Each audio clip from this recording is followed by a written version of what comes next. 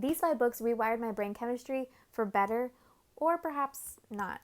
This first book was my introduction into Litvic, and that is Geek Love by Katherine Dunn. This novel is very strange. It centers around the original meaning of the word geek, which was a grotesque act of biting the heads off of live chickens at carnivals.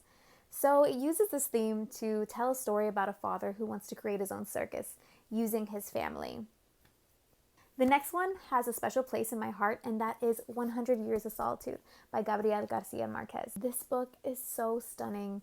It's basically a magical, realistic story that centers around a small town in Colombia and just talks about the generations within this family. It's honestly a difficult story to understand the first time around, but after the second and third, it kind of unveils itself in layers and you start to understand the true depth of it. The next story is a dystopian novel, and that is Oryx and Crake by Margaret Atwood. This is the same author who wrote The Handmaid's Tale, so you know it's going to be a bit strange. This novel centers around a man who is perhaps the only human survivor in our world because the rest have been ridden by a plague, and the people who are there are actually genetically modified. This novel basically covers the ethics of science, the raw physical nature of us humans, and where the line of morality is drawn. Another dystopian novel is I Who Have Never Known Men by Jacqueline Hartman. It is short, but it will definitely make an impact on you. This novel centers around 40 women within a bunker who don't know how they got there and cannot recall their past. One day, when they are able to escape their prison, they go up to the surface to see what eventually lies up there.